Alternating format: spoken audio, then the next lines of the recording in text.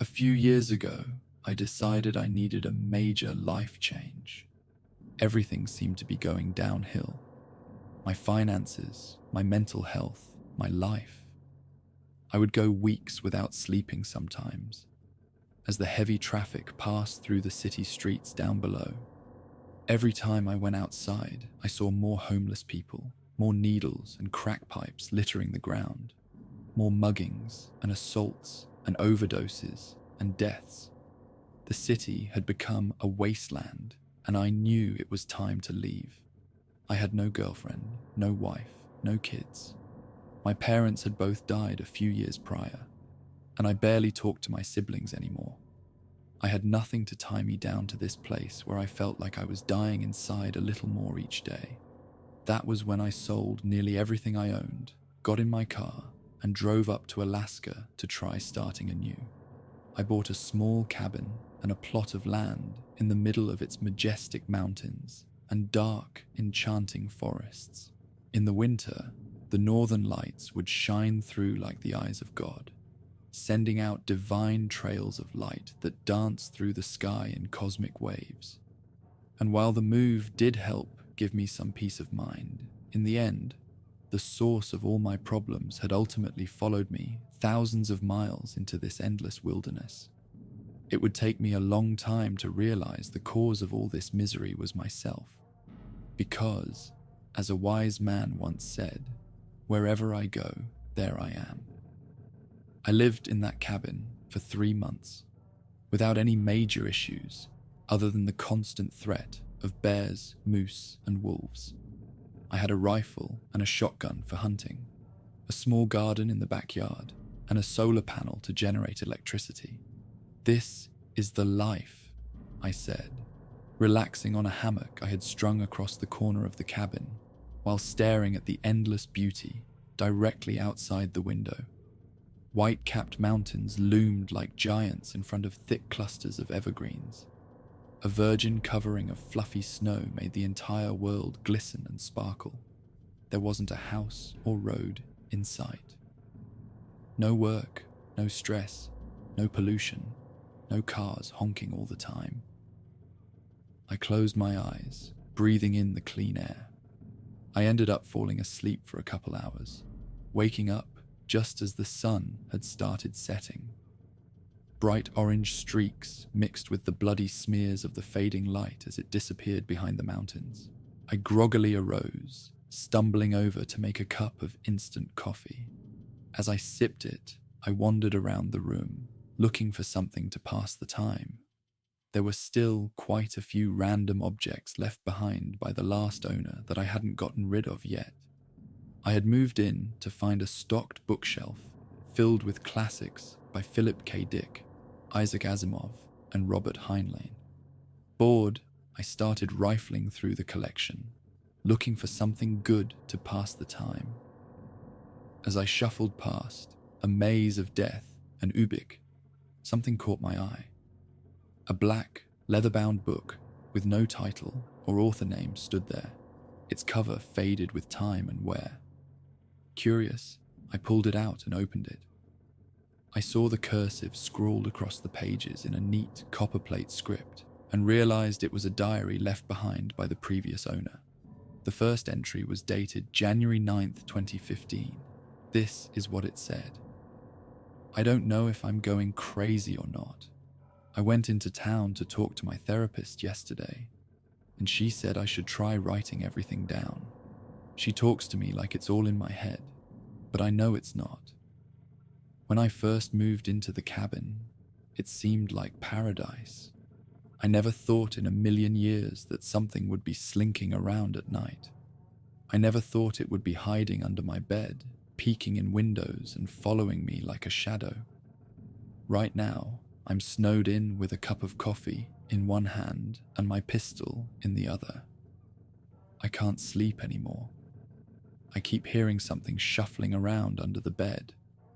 Sometimes, I think I even hear ragged breathing, as if a corpse with dirt in its lungs had come back to life. I've caught glimpses of that thing in the darkness.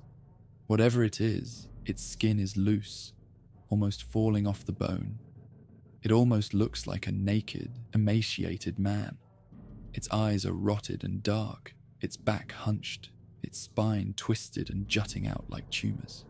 It moves in this slow, jerky way, but I can never seem to catch it. Its body seems broken and out of alignment. Its legs bend the wrong way sometimes. By the time I turn on the lights or try to take a video of it, it's always disappeared. But its fetid odor remains. It lingers in the cabin like a sweet-smelling, spreading infection. I don't know what it wants from me. I want to leave, but with the storm raging outside, I'm stuck here, unable to get all the way back to town. The snow surrounds the cabin in mounds 5 feet high.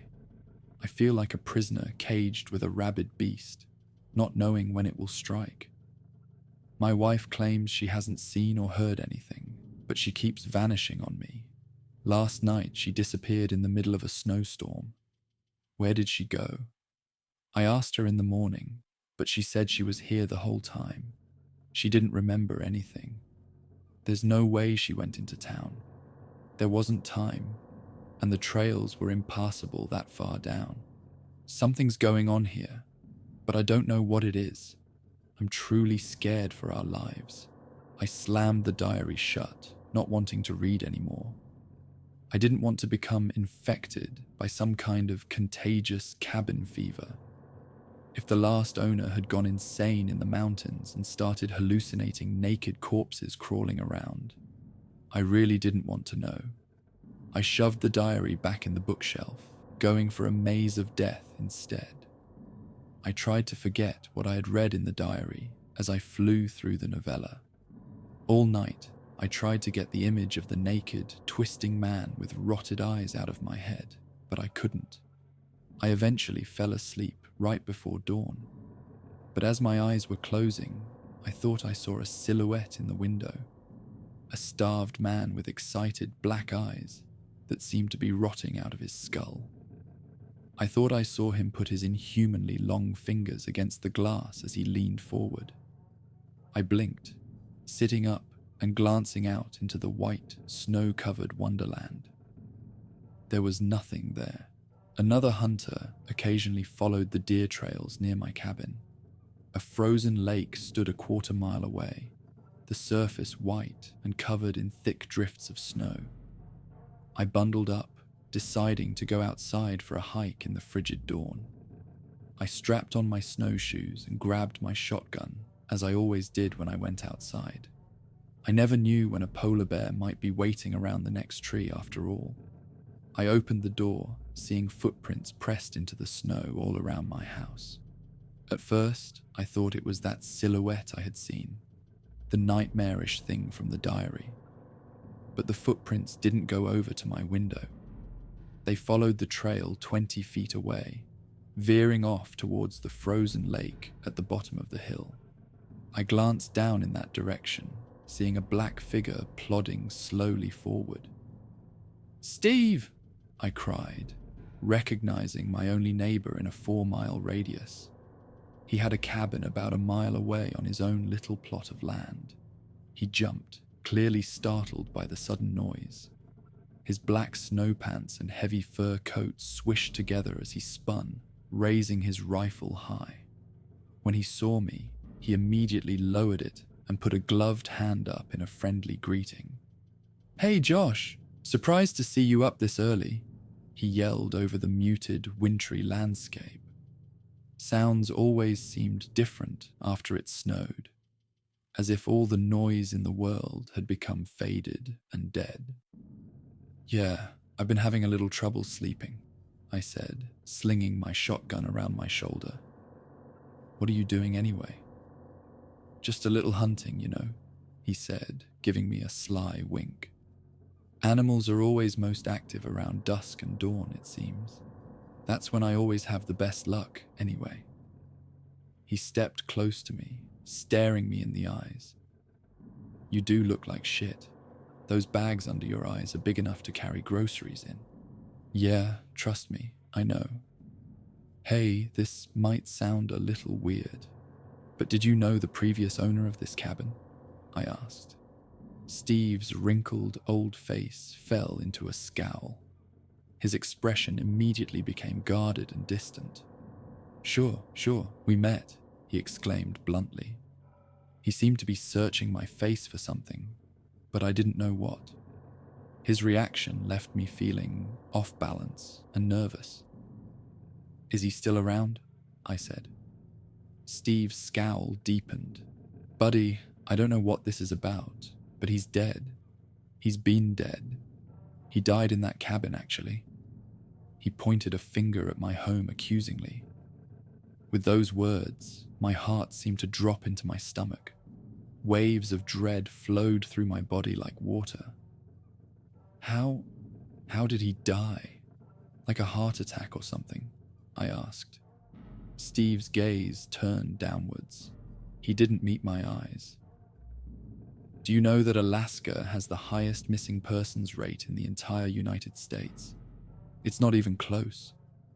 In fact, for the population size, we have far more people who go missing and never get found than anywhere else.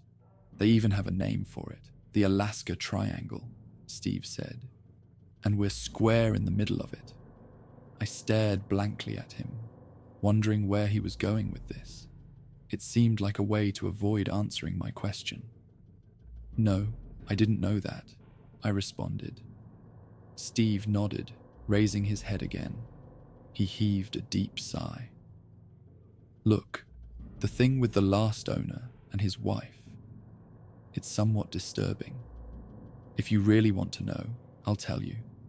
But it's certainly not going to help your peace of mind. And it definitely isn't going to help you get some sleep.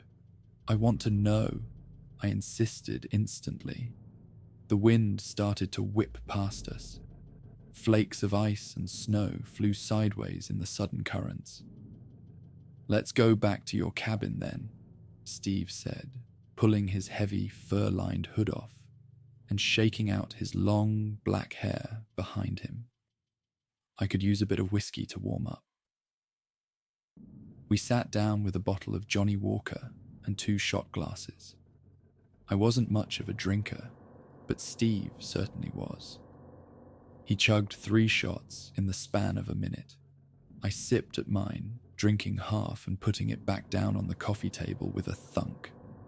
Steve grunted, hissing through his open mouth for a moment. That's the good stuff, he said, slamming his chest as the burning liquor worked its way down. Steve looked up at me with a new sparkle in his eyes. So you want to know about what happened to Will Lenning? Well, I'll tell you that no one really knows the whole story. I used to see him occasionally, come down and have a drink and talk. We all know each other around here, obviously. I nodded, motioning him on. He seemed like a normal, upstanding guy. He kinda reminded me of you, actually. A young guy trying to escape the hustle and bustle of the city life. The cancer of the American dream. Well, he was here for maybe a couple months. I don't know. Everything seemed fine. We used to go skeet shooting occasionally, have a beer, you know. We'd get together with a couple other hunters who live closer to town and sometimes play some poker. I never saw anything odd about Will. I never could have predicted what happened to him. He heaved a long sigh at this, looking out the window at the sharp mountains with an expression of nostalgia. Well, what happened to him? I asked, encouraging him to go on. He started talking about seeing someone peering in through his window at night. He talked about hearing sounds from under his bed while he was laying there in the dark. Sounds like diseased breathing and shuffling. He started keeping all the lights on in his cabin 24 hours a day. Steve leaned close to me. A glimmer of fear rippled across his pale, wrinkled face. He started to lose his mind, started digging holes all over the place, looking for something. Even in the middle of snowstorms, I would occasionally see him outside, digging. It seemed like he never slept anymore. It was classic cabin fever if I ever saw it. It was only a few weeks later that I came over here, concerned. I hadn't heard from him in a few days, which was fairly unusual. I found the door hanging wide open. Propped up in a chair in the exact spot where you now sit, Will lay with a blast hole showing clear through his skull, a shotgun laying at his feet. And next to him, I found a blood-stained diary open to the middle page. The last entry was stained with blood spatter, but still visible. I remember leaning down and reading it. It was only a few sentences long. I glanced over at the bookshelf with the same diary, saying nothing. It said something like, "I see now what's going on. The twisted man is leading me to the truth. Today, I will finally find it."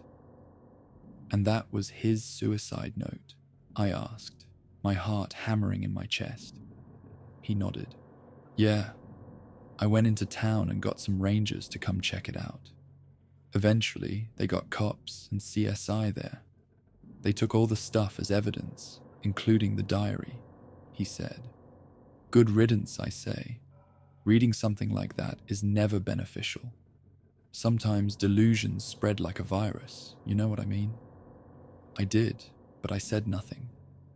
I glanced back at the diary, its black leather cover gleaming like a crouching snake. And I wondered, if the police took the diary as evidence, how did it get back here? "You said he had a wife living here with him too?" I asked. "Yeah, she went missing around the same time," he said. "Pretty bizarre. The cops thought maybe she just moved away, but..." He shook his head grimly. "As far as I know, she was never seen again. It was like she had evaporated into thin air." After Steve left, I walked stiffly over to the bookshelf, taking down the diary. I flipped open through the pages. In the middle, I found the last entry. Spatters of old, darkened blood were scattered over the page like raindrops. I found the suicide note and read the date. January 27th, 2015, it read. Will Lenning had not lived long after he started seeing the twisted man. I wondered if my fate would be the same. The sun had started to set outside as I sat with the diary at the small circular kitchen table, eating some stewed venison and rice as I read through the entries. At the end, Will Lenning said the twisted man had been trying to guide him somewhere, that in fact, the twisted man had been trying to protect him from some great evil, rather than being the source of it. I scoffed, feeling a flash of anger at his stupidity. His naivety obviously led to his death. But then a flash of insight struck me like lightning. What if I was committing the same kind of stupidity? Perhaps I should just grab my gun and valuables and leave. I could take off on the snowmobile and be in town within a couple hours. But in my heart, I knew I would not.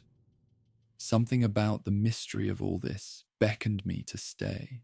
Like a siren leading sailors to destruction, my curiosity called out to me, and I knew I would not be leaving that night. I needed answers, and sadly, I would find them. I had fallen asleep with an empty bottle of beer in my hand. I sat in front of the TV, which only got satellite reception. There were, of course, no cable or phone lines threading their way through the forest. All of my power came from stored solar energy. Since I rarely watched TV and really only used it to cook or heat up water for bathing, the energy produced was sufficient even in winter. Tonight, though, I needed its sound, its mindless flashing of light and colors and canned laughter. It seemed to drive away the creeping, suffocating presence like a candle. I woke suddenly. The TV flashed with static, the repetitive hissing of the white noise spit from the speakers like thousands of snakes. I glanced up at the clock. 3:33 a.m. I looked around the dark cabin, confused for a long moment. I didn't understand what had woken me so abruptly. The satellite had never gone out before either. even with the howling winds and freezing hail of the Alaskan winter. The TV started flickering as if the static were rising upwards. Black lines traced their way horizontally across the screen. The hissing deepened into a gurgle, and for a second, I thought I heard faint words behind the white noise. I thought I heard breathing, slow and diseased, like the death gasp of a drowning man. A black line rose across the TV, and an image came into view. The cabin was suddenly plunged into silence, except for the shrieking, wintry wind outside. I leaned close to the screen, confused at what I was looking at. It looked like a live camera feed of a room. As I took in the details, I realized it was my cabin. I saw myself in the chair, leaning close to the screen. I raised my hand, and the miniature version of me on the screen did likewise. Ice water seemed to drip down my spine as waves of dread coursed through my body. "What the hell is this?" I whispered, looking back to where the camera should be. It was just a coarse wooden ceiling in that corner. I turned back to the screen and nearly screamed. The TV showed a pale, naked man crouching directly behind my chair now. With jerky movements, he rose, his broken spine twisting and shivering. A hissing voice rang out from the speakers. It spoke as if it had dirt and writhing maggots in its throat. "He is a killer, the shadow of death," it gurgled. "Many have fallen. Many lie buried across this forest. You will be next. He is watching you."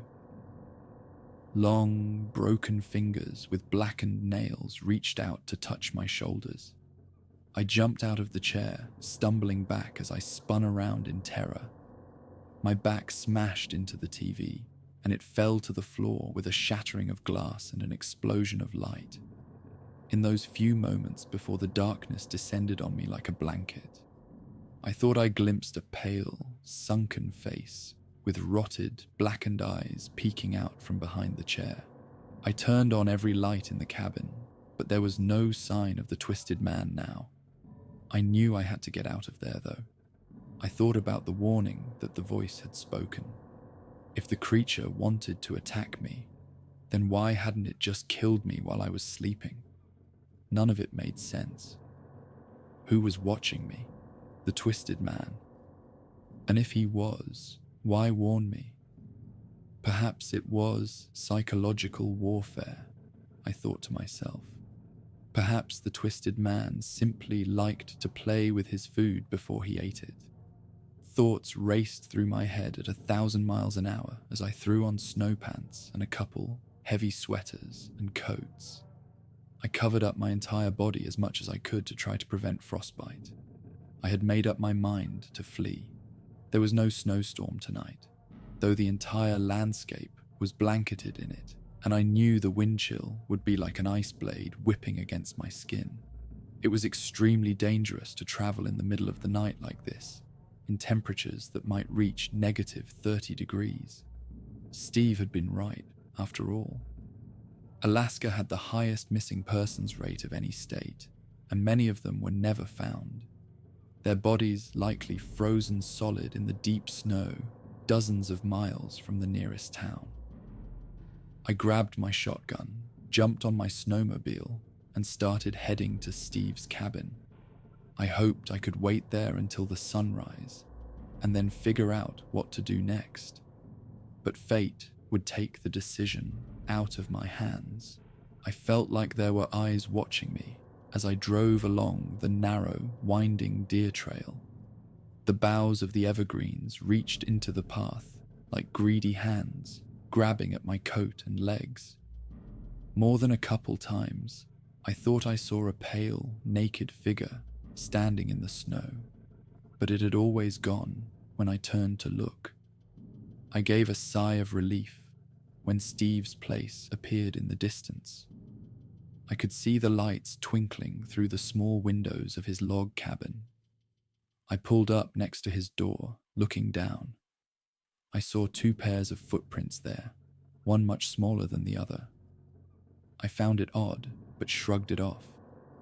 the snowmobile cut out with a sucking gurgle.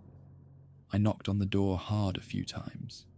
Steve appeared after a few moments, groggy and half-dressed. He blinked slowly as he looked me up and down. His wrinkled face fell into a frown. "Steve, I need a favor," I said quickly. "Something weird is happening in my cabin. Can I stay here until morning? Until maybe I can go to town or something? I can't stay at my place tonight. I just can't." He nodded, yawning and motioning me in. "You can sleep on the couch, I guess," Steve said. "Put that shotgun somewhere safe though, boy." He had a partitioned bedroom in his cabin. It was significantly larger than my little one-room cabin, though it was basically still just a joint kitchen living room, a small bedroom and a bathroom. He pointed to a well-worn couch in the corner and gave me an apathetic wave as he stumbled back into his bedroom, slamming the door. I couldn't sleep though. I tiptoed around the room, looking at Steve's bookshelf. He had a rather strange taste in books. Lots of Anne Rule and true crime there. I saw dozens of books about Ted Bundy, John Wayne Gacy, Richard Chase, Herbert Mullin, Jeffrey Dahmer, and Richard Ramirez among the collection. At the end, a large black binder stood, unlabeled and worn-looking. It reminded me of the look of that leather-bound diary for a second, and my heart dropped. But logically, I knew this was just a coincidence. Yet, still, I pulled out the binder, my curiosity piqued. What I found inside filled me with dread and horror. Countless news clippings covered the length of it. The first clipping was from nearly 20 years earlier, about a woman who went missing in the Alaskan forest while hiking. A later one confirmed that her body was never found, and that her family was still hoping that she might turn up alive somewhere. A reward was offered for any information, it said. And every page after that was more of the same. Missing woman, murdered prostitute, missing man, no leads. I kept flipping through until I found clippings about Will Lenning's suicide and the sudden disappearance of his wife. On the article about the suicide, Steve had used red marker to scrawl "haha" next to it. I heard the click of a gun being cocked from behind me. I froze as Steve's voice traveled across the room like a whisper. "How do you like my work, friend?" he asked, his tone jovial and mocking. I still held the binder of horrors tightly in my hands as I stared open-mouthed at this man I thought I knew. "It's you.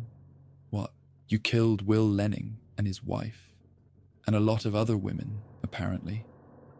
Everything felt unreal, as if I were stuck in a dream. Steve's grin spread across his face, but his blue eyes stayed cold and dead. "Yes, well, she was cheating on him with me anyway. Just another whore, you know. They always get what's coming to them in the end," he hissed, with hatred oozing from his voice. "It's too bad, really. I just killed another slut tonight. I was planning on saving you for later. The urge isn't too bad yet right now, after all. It comes in cycles, you see. It comes in waves." I saw a glimmer of pale, naked flesh writhing behind Steve. With jerky movements, the twisted man came up behind him. I said nothing, just watching with wide-eyed horror and amazement. "You need help, man," I whispered.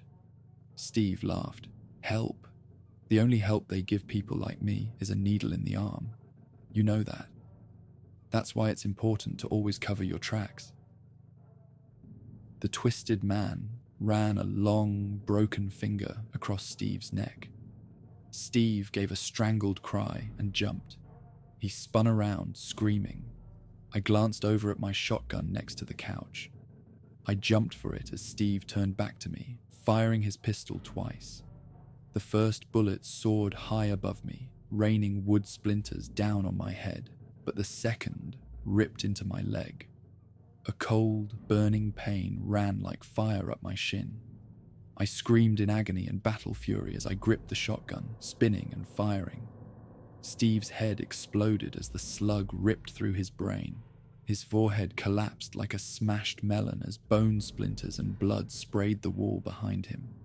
The twisted man stood there, hunched over, grinning up at me. I felt warm blood gushing from my leg as I stared back at him, breathing hard. I wondered if I was dying. You weren't after me at all, were you? I asked. You were after Steve. But the twisted man said nothing. After a long moment, he slinked back into the shadows of the bedroom and disappeared. As night crawled its way toward morning, I thought back to the words the twisted man had spoken through the TV, suddenly understanding everything. He is a killer, the shadow of death. Many have fallen. Many lie buried across this forest. You will be next. He is watching you. He hadn't been trying to hurt me at all.